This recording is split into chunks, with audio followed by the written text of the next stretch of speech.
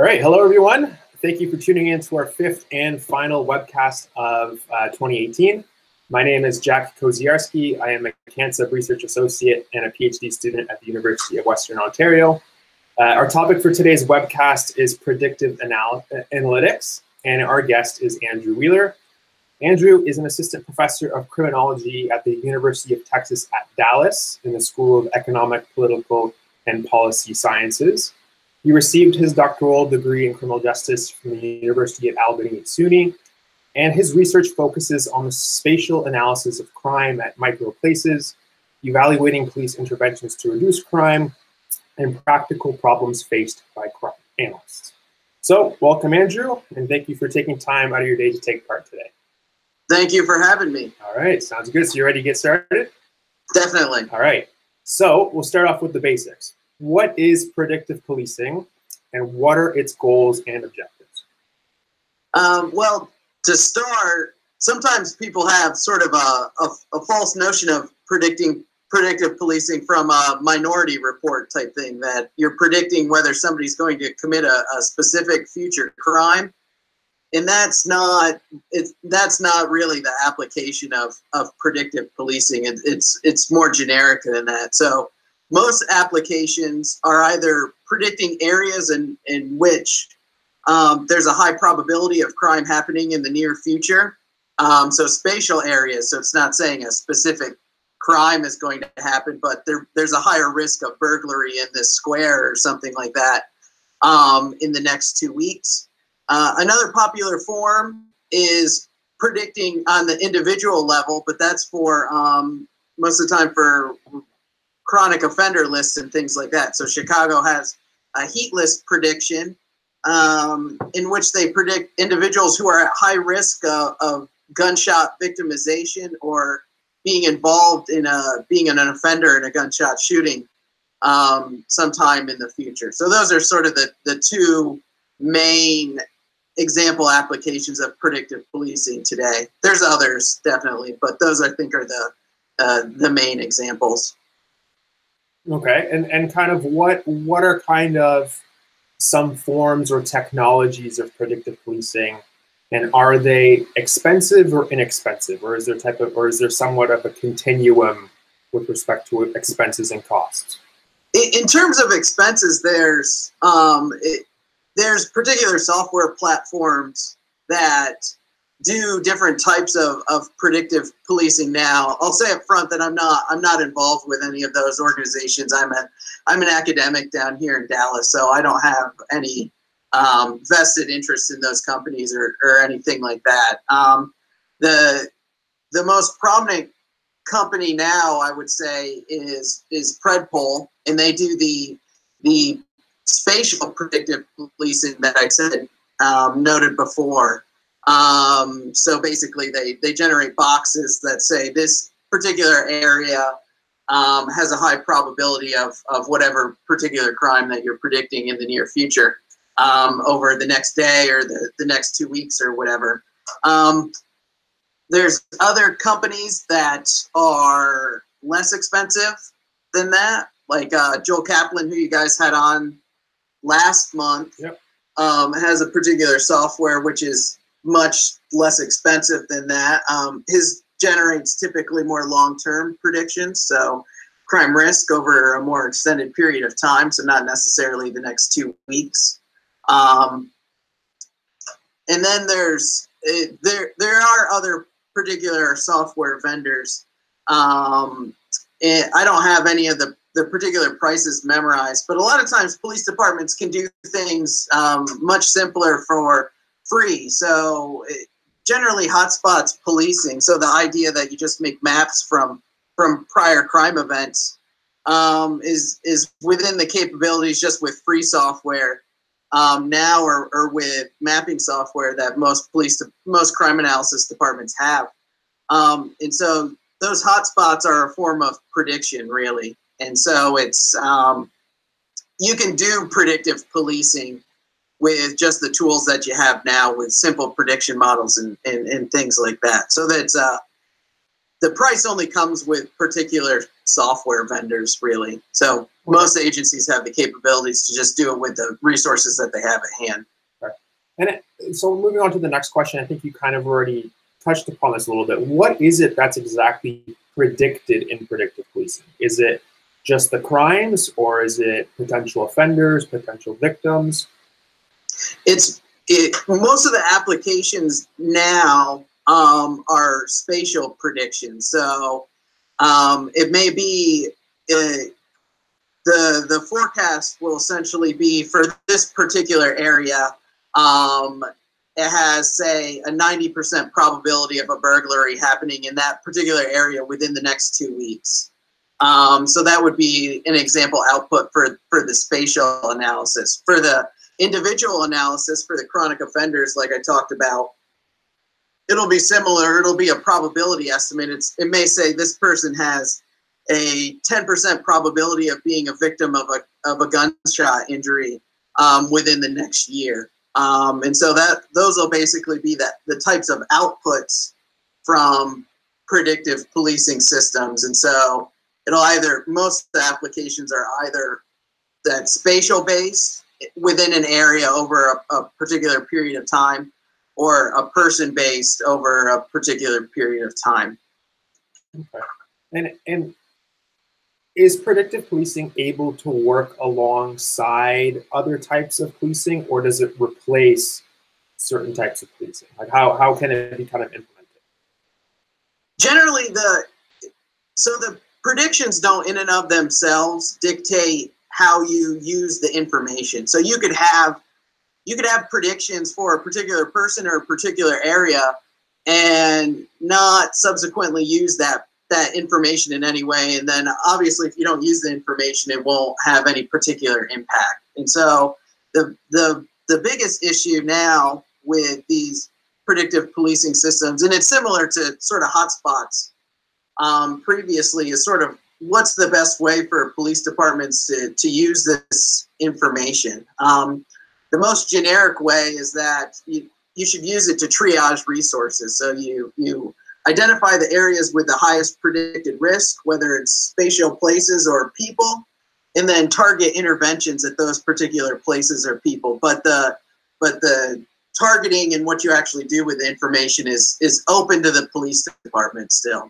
It doesn't, that probability number doesn't really tell you what you should do with the information.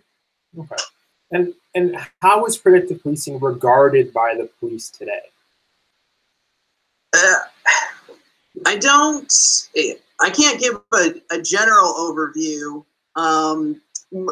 Being an academic, so I do a lot of collaborations with different police departments, and it's sort of self-selected in that the agencies that reach out to me or are willing to work with researchers are probably more progressive. In terms of both the crime analysis units being more data-driven and having those technical capabilities. So a lot of the departments I work with are definitely comfortable with the idea of, extending hotspots policing using these predictive models, or doing data-driven chronic offender lists and things like that. I'm not sure about the overall sort of acceptance of the idea. It's more, it helps if you have sort of a competent crime analysis unit that can help with those database tasks to sort of emphasize and sort of help promote the information. And if you don't have that, it's hard for the more traditional policing folks to understand what they're necessarily going to use that information for. Yeah. So then that kind of leads into my next question. What is the role of human intuition and judgment while using predictive policing? You can interpret that in a couple different ways. And so, like I said, the predictions itself doesn't tell you what to do with that particular information. And so in that particular regard, it doesn't impede what your strategy is going to be as a police department. It can help inform it and can help target particular resources to where they're needed the most. But in terms of it sort of independent of the idea of what you do with the information. Another way to interpret it, though, is that some of the resistance to the predictions is the idea that officers or individuals within the department think it's redundant information that they already know. So it's like you do a hotspots map, and you'll typically, officers will say, "Well, I knew that's where the hotspots already were," basically. And so it's true that officers sort of their internal knowledge is okay at understanding where high crime places are in these high risk individuals. But there is a long history of sort of comparing simple predictive models compared to human intuition, and the predictive models, a lot of times people will call them actuarial tools, tend to greatly outperform human intuition. And so it's common for police departments to sort of do hotspots ad hoc when they don't have crime analysis departments, and to do those targeted offender lists in an ad hoc way as well. And there's a long history that shows that those types of, when it's just sort of the personal intuition judgments, they're much less accurate than using simple, just data-based ways to construct those types of lists. Okay, so then how is it that a police department or a police service can get over that type of thinking? Well, like I already knew that, or I already knew that hotspots is there. How can maybe evidence-based policing kind of challenge that type of thinking?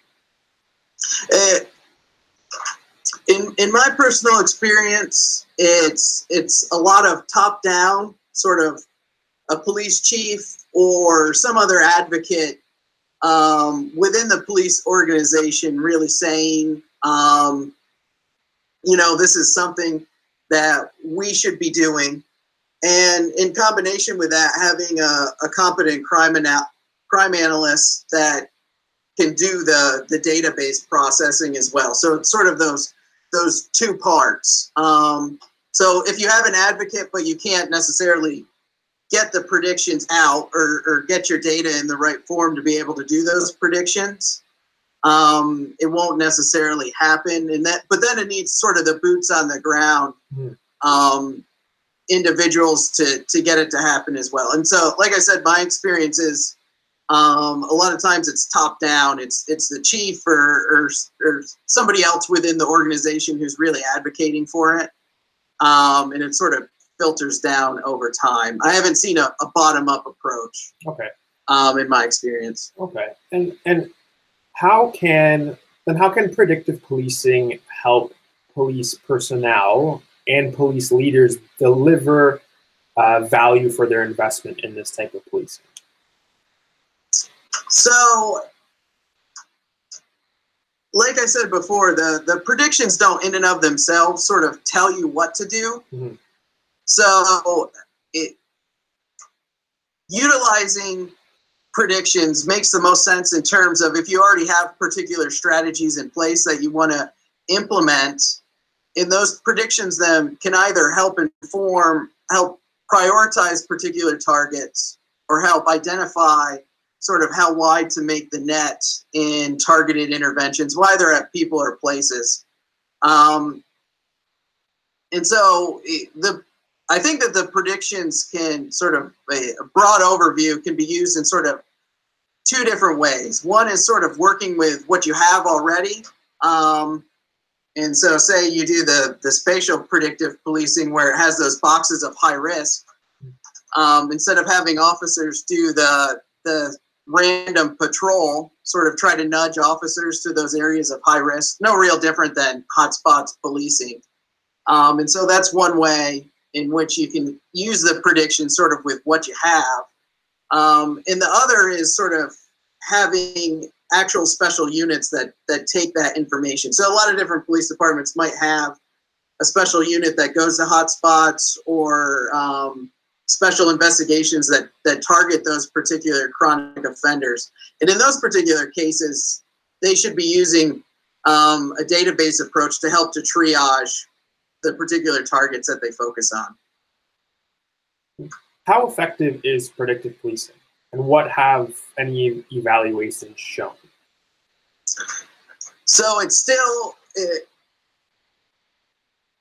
there's been a couple different evaluations of the spatial predictive policing. And one of the things to interpret that work, though, is it's the evaluators to date haven't necessarily been independent.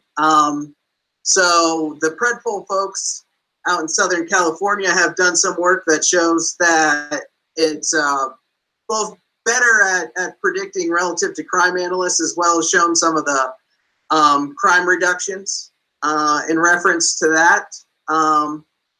But that same type of evaluation was done in Shreveport, Louisiana, and it wasn't real effective. I mentioned Joel Kaplan a little bit ago, and so he's done some work with different police departments in implementing risk terrain modeling as well. That's been shown to reduce crime. And it's very similar to prior applications. Those applications are very similar to hotspots policing. So in that sense, you can think of the predictive policing applications as really just an extended version of hotspots. And that's been shown in a lot of different evaluations to reduce crime, but it goes back to what the police departments do with the information. And so that's sort of the hard part. And even amongst hotspots policing, there's one of the things I'll mention is sort of the idea between sort of short-term predictions and long-term predictions. Mm-hmm. And so the work that's using short-term predictions, I would say focusing on near-repeat spatial stuff, hasn't necessarily been shown to be quite as effective as the stuff that police departments have focused on more long-term types of strategies. So short-term, you can't really do things like community policing or problem-oriented policing. They tend to focus on more traditional patrol, arrests, and stops. Mm-hmm. Whereas the long-term focus, it tends to be more problem-oriented. You can have an actual officer go in, try to do that problem-solving steps in that targeted area. And I think overall, the effects of that long-term strategy has tend to be more effective. But there is evidence of the short-term stuff being effective. The Predpol stuff that I mentioned before, I'm pretty sure there's been an Jerry Ratcliffe has I don't think the article's published yet, but he's given a couple different talks I've seen about Philadelphia's predictive policing experiments that did the short-term stuff and were effective as well, I believe. So it's still sort of up in the air. Okay. But I think overall that there's a pretty good evidence base in terms of hotspots policing, and enough to make it should definitely be something that departments should be considering. It's not definitive that it's ineffective, basically. Okay. So I also mentioned, besides the spatial stuff, the chronic offender list. Mm. And that hasn't been the only evaluation that so far that I know of, at least recently, was with Chicago. And some of the folks at RAND did that evaluation and showed that it wasn't effective. And so that's much. I think it's a much harder task than the spatial predictive one. Mm-hmm. But there's much less evidence base to show the efficacy of the offender-focused predictions. And what happens when predictions are not accurate? Is there some type of consequence that stems from that, or is that data just not used, or what kind of happens there? Yeah, so presumably for the intervention to be effective, you have to have accurate predictions to begin with. Mm-hmm. And generally, it's much easier to sort of test the accuracy of any particular model. Typically, what evaluators do is they'll take historical data and basically apply their algorithm and then generate predictions on a holdout or test set. So basically, you sort of do an experiment based on historical data. And in that way, they can sort of verify the accuracy of the algorithm in a way that that's sort of a fair assessment of how the data will actually be used in subsequent practice. And most of the models that folks are using aren't aren't super novel. They're basically just regression-based techniques that folks have used in sciences for a long time. So it's not rocket science, and it's not totally new, out of the box stuff that people are using to generate these forecasts. And so it's been, there's good evidence that they can be effective for predictions for the spatial areas and for the individuals. It's more about, in terms of effectiveness at the policing level, what people actually do with that information. Okay. And kind of moving on with the data aspect and the information aspect. So we recently have been hearing a lot about big data. So what role does big data play in the execution of predictive policing? Yeah, I'm not. So the big data term, I'm not a real big fan of it, mainly because it's so vacuous the way that it's presented, that it's near meaningless basically. And so most of these predictive policing applications are using information that's readily available in basically most police departments' CAD systems. So basically incident reports, prior arrests, and things like that are what's mostly utilized. And even for large departments, I typically wouldn't consider those big data, in terms of that you need to develop special algorithms to deal with the data, or you need to use NoSQL sort of solutions to be able to query or use the information that you need. And so it's more of a buzzword than it is sort of meaningful term. I was reading Hannah Fry's book, Hello World, the other day, which has a bunch of criminal justice applications for it. And in there, she gave a footnote at the end, said something along the lines of, in terms of evaluating AI or machine learning, that if you can replace the term with magic and sort of the sentence still makes sense, that's sort of telling you that it's not really giving you any sorts of information. And it works the same way with big data. So a lot of times you'll see vendors say, this technology is utilizing big data to solve some particular problem. And if you can swap out big data with magic, and the sentence still makes sense, it's sort of, it's telling you it's more about snake oil salesmen than actually telling you how it uses the information. It just makes more sense to talk about particular applications and what information it's using. It's sort of, it doesn't mean anything the way that it's used currently in technology reviews and things like that. Okay, all right. And how does one counter poor data quality in the context of predictive policing? Yeah, so it's definitely, it's sort of a necessary condition for you to have digitized records and quality records, really, to be able to conduct these types of predictive policing applications. And so my experience now, at least with police departments in the US, that most of them have fairly reliable address level incident data. That's sort of the necessary stepping stone to be able to do the spatial predictive policing. Mm-hmm.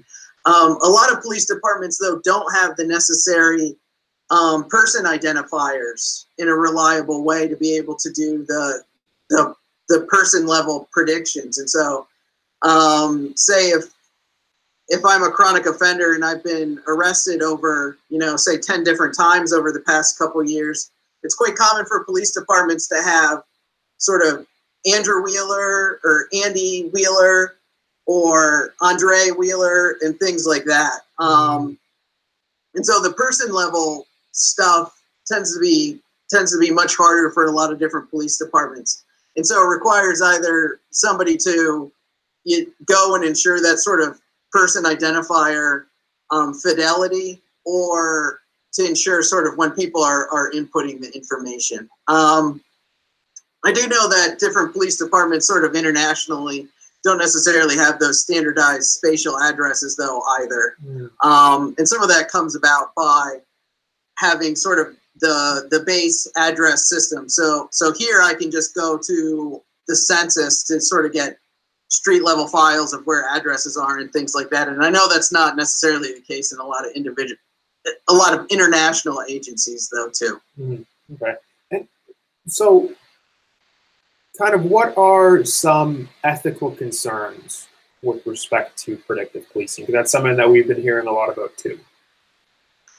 I think most of the ethical concerns revolve around transparency. So what information is being used in these particular predictive algorithms and what the police department is doing with that information. In this, the second is sort of racially disparate impact. And so in terms of transparency, I think generally both of those sorts of questions can be addressed in going forward. And the easiest one for police departments is really in terms of transparency. So what's happened in a couple different cities is that police departments will have some sort of predictive policing type of system in place. Somebody finds out about it and then writes a news article. And a lot of times what happens is because the police department isn't transparent about what information is being used in that predictive system or even how the information is being used, the public sort of fills in the blanks.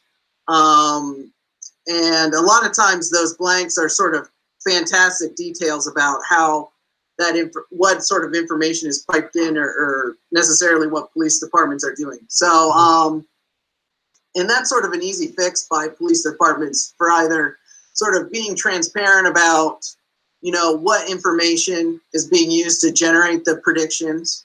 Some different cities have basically these review boards that sort of review when police departments will use any type of surveillance technology, and predictive policing would fall into that as well. Mm-hmm. And I think that those are good ideas for any particular police department because from my experience, I haven't seen departments using the information in any ways that I would think would be unethical, really. And so just being transparent with the public about what information that they're using, such as incident records or arrest records, and sort of how that information and how they'll act upon that particular information, I don't think would be terribly controversial among the public, but a lot of times that information void causes people to fill in, like I said, information about how it's being used in ways that aren't necessarily accurate and sort of make mountains out of molehills. Mm. In terms of the second part, the racially disparate impact, so that's a current area of ongoing research. And so some things for the person predicted stuff, I think it'll be harder to address those sorts of questions going forward, although there are people who are working on problems of whether prediction algorithms are sort of fair and unbiased in terms of disparate impact among particular groups of individuals. So that's sort of a more open question. Okay, all right. And so then where do you see the future of predictive policing? So I think addressing that racially disparate impact is an important question going forward. And in terms of sort of matching how you use the predictions in practice is still the biggest issue. So generating the predictions, I'm not going to say aren't hard, but it's sort of a lot of the newest software or prediction models and things like that are sort of only small incremental increases over using like simple actuarial tools like hotspot maps or sort of simple just counting up the prior numbers of arrests, things like that to identify risky individuals. And so the question really becomes how you use that information in a way that's an effective crime reducing sort of strategy. And so it's always been that targeting those particular crime hotspots or those individuals who are high risk is hard. If it was easy, the police departments wouldn't need the risk sort of tools, because they would be doing it already essentially. And so trying to figure out strategies, how to incorporate that information, especially in terms of using that information in ways that doesn't sort of strap the police's budget. So using that information in ways in which they can sort of leverage their existing resources, as opposed to having to create like a special unit to go out to these high crime places or target the high risk people. I think that's the most important question going forward. Okay. And what advice can you give to police departments that want to utilize or want to implement predictive policing? So I think broader terms, before they consider whether they'll use any type of technology or whether they'll do any of these types of purchases, they should think about ways in which they'll use the information beforehand. Because the information itself, those predictions don't necessarily, like, getting the number on the screen doesn't tell you what you're going to do. And so any police department considering whether they'll take these predictive policing approaches needs to consider how they're going to use the information beforehand. And so if you don't have an obvious plan about how you will use that information, it probably doesn't make sense to make any particular large purchase, especially in terms of sort of in the zero-sum game. It makes more sense to have sort of a competent analyst within the department as opposed to using any particular predictive policing technology. So it's not a replacement for crime analysts, really. Okay. And so you can't get away with, buying some software in replace of having a competent analyst within the department to be able to tell you not only how to prepare those predictions, but to help what you're going to do with that predictive information. Okay. All right. So then let's move on to a little bit about your own research. So can you tell us a little bit about your research and why you conduct the research that you do? So most of my research focuses on just doing quantitative number crunching stuff in collaborations with police departments. And so I don't have any published work yet on predictive policing applications, but I have some work coming out soon looking at the chronic offender prediction for one particular police agency, and show the accuracy of their tool that they use to predict individuals at high risk of gunshot offending or victimization. Another working paper I have now sort of tackles the issue of disproportionate minority contact that can come about via either hotspots policing or spatial predictive policing are two particular applications. But most of my work just involves doing projects with police departments, tackling problems that they face. And a lot of that work has sort of intersected with the prediction realm, really. Because like I said before, it's necessary but not sufficient to have good predictions to be able to sort of have effective strategies that use that information. So you need sort of both. Mm-hmm. All right. So that's it. That's all that I got for you today, Andrew. Thank you again for taking time out of your day to take part. We very much appreciate it. And thank you to everyone who was able to tune in for today. Okay, thank you very much. Thanks so much.